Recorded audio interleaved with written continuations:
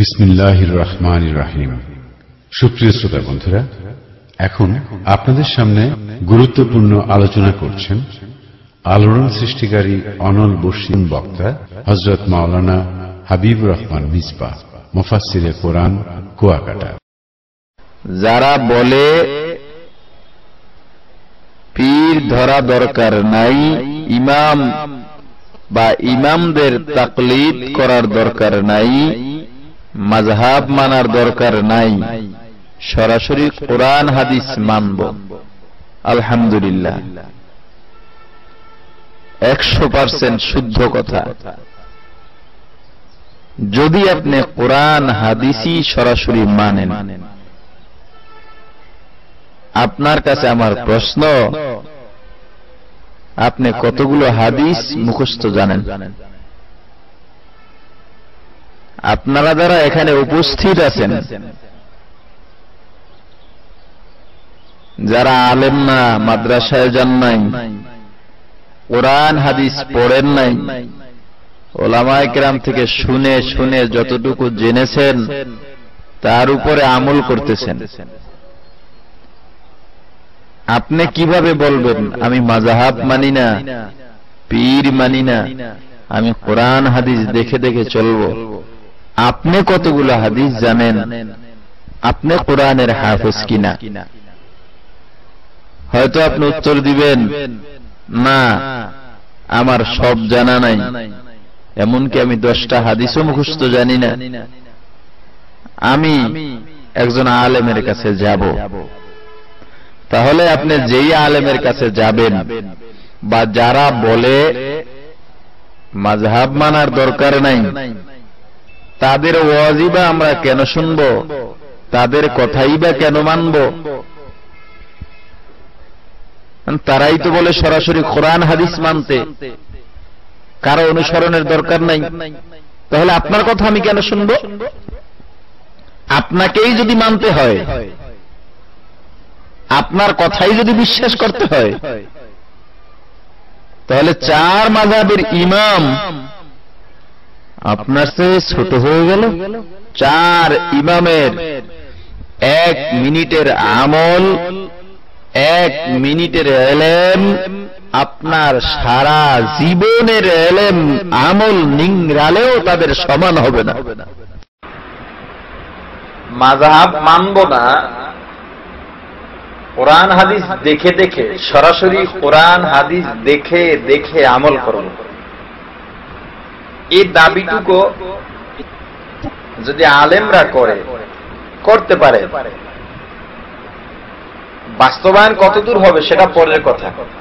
এই দাবি যদি কেউ করতে চায়, সেটা আলেমরা করতে পারে, কারণ তারা জানে। কিন্তু সাধারণ মানুষ যারা মাদ্রাসায় যায় নাই, কোরআন হাদিস শিখে নাই,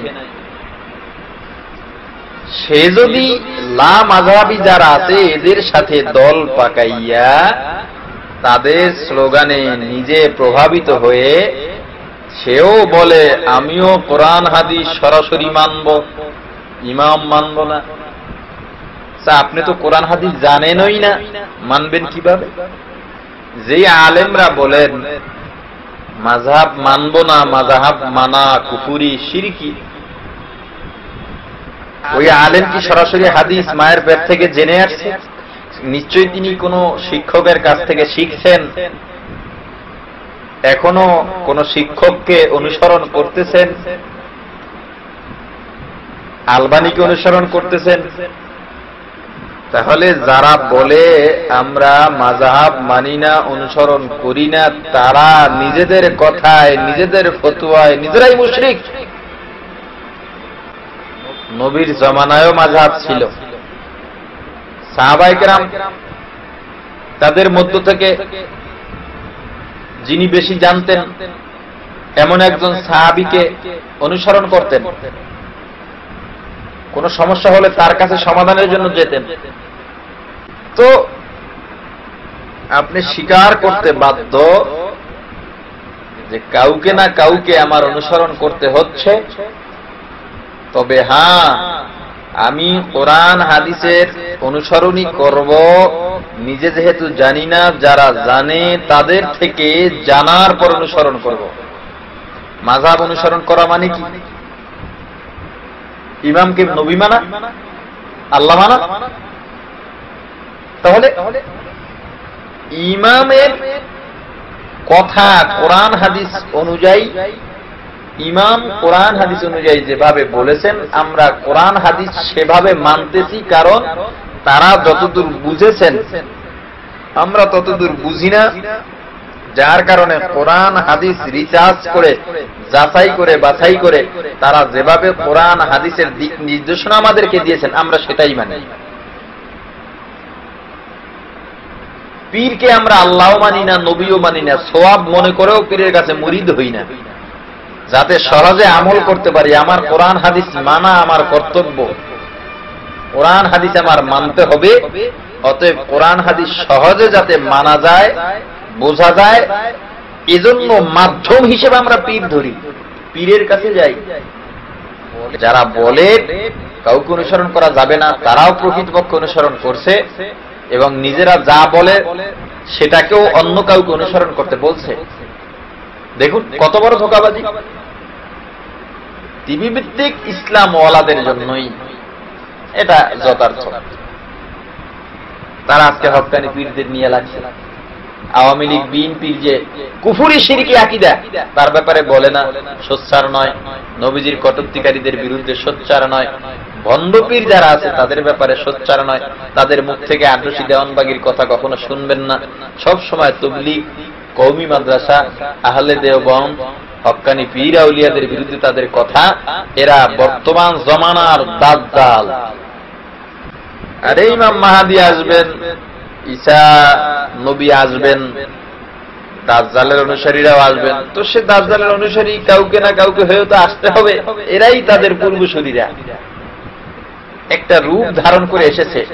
ইসলামের দুশমনেরা প্রথমে বাংলাবাই শায়েখ রহমানকে পাঠিয়েছে। তারা বোমাবাজি করেছে, সন্ত্রাসী করেছে। এর দ্বারা পুরোপুরি ইসলাম উৎখাত করতে পারে নাই, যার কারণে ভিন্ন ফর্মুলায় বন্ধুরূপে সাজাইয়া বাংলার জমিনে লা মাযহাবী, বিশ্বের জমিনে লা মাযহাবীদেরকে, জাকির নায়েককে আবিষ্কার করে ইসলামকে ধ্বংস করার পায়তারা চলছে। অতএব আমি আপনাদেরকে এ ব্যাপারে, আপনারা ওলামায়ে কেরাম এখানে আছেন, আপনারা সর্ব জায়গায় সোচ্চার হবেন। আমরা শিখার জন্য পীরের কাছে যাই। রাসূল বলেছেন, ক্বালান নাবিয়্যু সাল্লাল্লাহু আলাইহি ওয়াসাল্লাম, খায়রুকুম মান তাআল্লামাল কুরআনা ওয়া আল্লামাহু, আও কামা ক্বালান নাবিয়্যু আলাইহিস সালাতু ওয়াস সালাম। রাসূল কি বললেন? পৃথিবীর ভিতরে দুই গুণ বিশিষ্টওয়ালা মানুষ সবচাইতে উত্তম। তারা কারা? যারা কোরআন শিখে আর যারা শিখায়। কোরআনের ভিতরে কি আছে? অর্থাৎ শরীয়তের বিধিবিধান যারা শিখে এবং শিখায়। পীরের মধ্যেও ভালো আছে, মন্দও আছে। তো আমরা ভালো পীরের কাছে যাব। ইংরেজদেরকে তাড়ালেন পীরেরা। উপমহাদেশে ইসলাম আসলো পীরদের হাত ধরে। কোরআন সহিহ তেলাওয়াত জানলাম পীরদের মাধ্যমে। আর আপনি উড়ে এসে জুড়ে বসেই বলবেন পীর চলবে না, পীর নাই, কোরআন হাদিসে পীর শব্দ নাই, এটা বিদআত, এটা অগ্নি পূজকরা পীর ব্যবহার করে। তো আমি আপনার কাছে জানতে চাই, আপনাদের নামের শুরুতে যে শায়েখ বলা হয়, বলুন তো শায়েখের ফার্সি শব্দ কি? এরা সামনাসামনি আসে না। বহুবার বৈঠকের আয়োজন করা হয়েছে, এরা বিভিন্ন বাহানায় উপস্থিত হয়নি। সামনাসামনি আসলে তাদেরকে বলা যেত, যেহেতু তারা হক না, তারা নিজেরাই জানে তারা হক না, তারা চায় বিভ্রান্ত ছড়াতে, যার কারণে তারা বসতে রাজি হয় না। যদি তারা খালেস দ্বীনের নিয়তেই দিন প্রচারের নিয়তেই আসতো, বসতো। আমরা তো চাই আমাদের ভিতরে ভুল থাকলে সমাধান হোক, তারা আসে না। টিভি ভিত্তিক ইসলাম, তোমরা যে টিভির মাধ্যমে ইসলাম প্রচার করো, এটা কোন শরীয়তে আছে বলো তো? কোন ইসলামে আছে? যা হোক, এ ব্যাপারে বিস্তারিত আলোচনা দরকার। একটু ডাক্তার জাকির নায়েক সম্পর্কে বলতে চাই।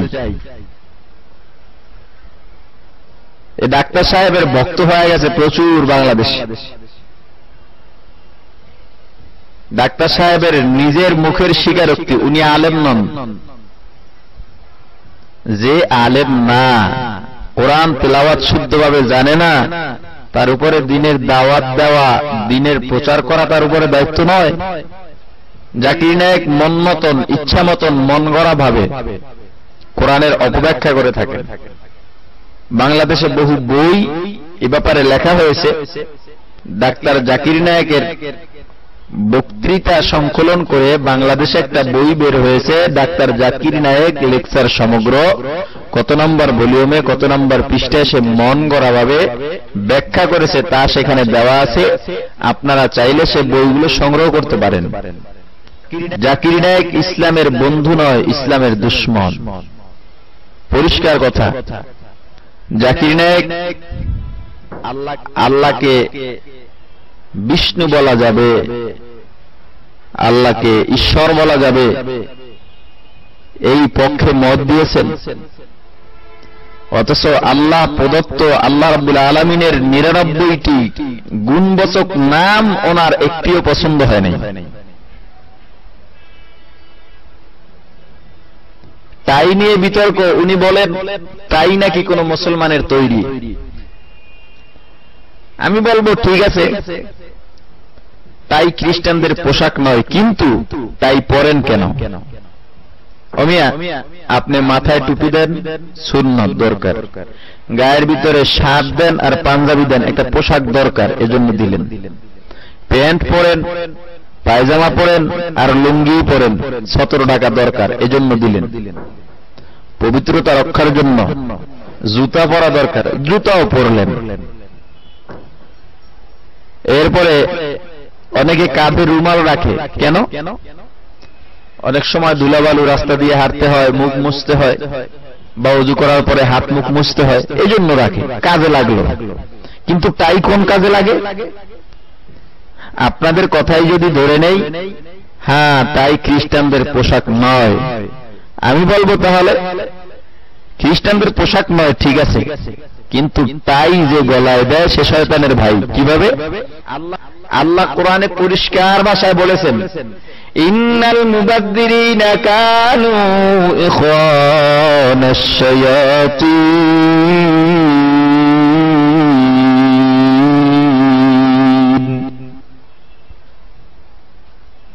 অপচয়কারী, শয়তানের ভাই। তাহলে তাই তো সম্পূর্ণ অপচয়, শয়তানের ভাই হয়ে গেল।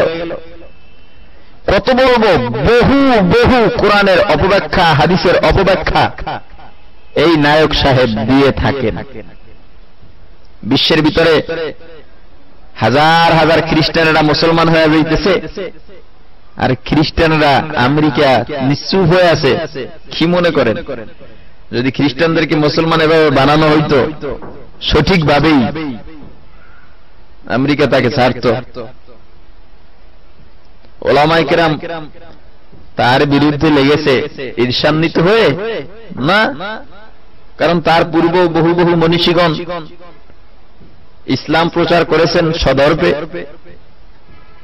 ইসলাম প্রচার করেছেন অহংকারের সাথে। কই তাদের বিরুদ্ধে তো কেউ বলেনি। আরো তাদের পক্ষ নিয়ে এখনো তাদেরকে নিয়ে নিজেদেরকে গর্বিত মনে করেন। তো নায়েক সাহেবের বিরুদ্ধে রাখলেন কেন? নায়েক সাহেব ইসলামের অপব্যাখ্যা দিতেছেন। কেউ কেউ বলে অনেক মুসলমান হয়ে যায়। আরে মিয়া, তার কাছে মুসলমান হওয়ার পরে যে পরহেজগার হয়ে গেছে, দাড়ি রেখেছে, তার কুফরি খ্রিস্টান ফ্যামিলি ছেড়ে দিয়েছে, পরিবার ছেড়ে আলাদা হয়ে গেছে, কেউ একটা প্রমাণ দেখান।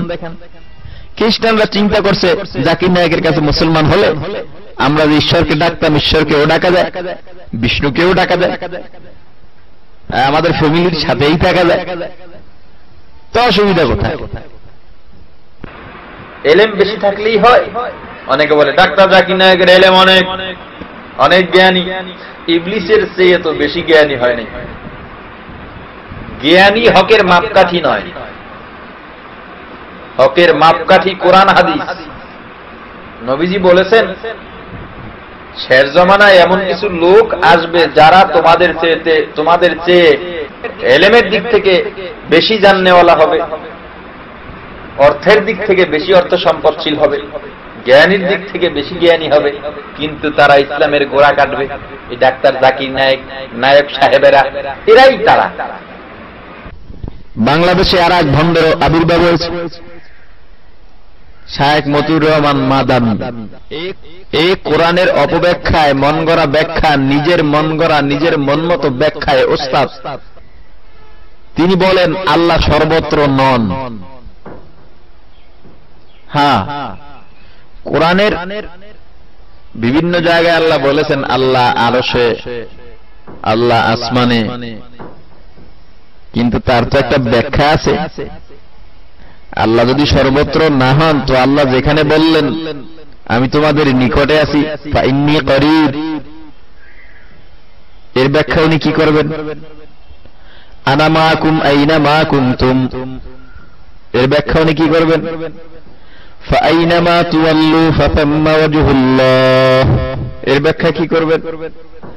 নাহনু আকরাবু ইলাইহি মিন হাবলিল ওয়ারিদ, এর ব্যাখ্যা কি করবেন? যা হোক, মোটামুটি লামাযহাবী আহলে হাদিস নামের ভণ্ডদের সয়লাভ শুরু হতে চলছে।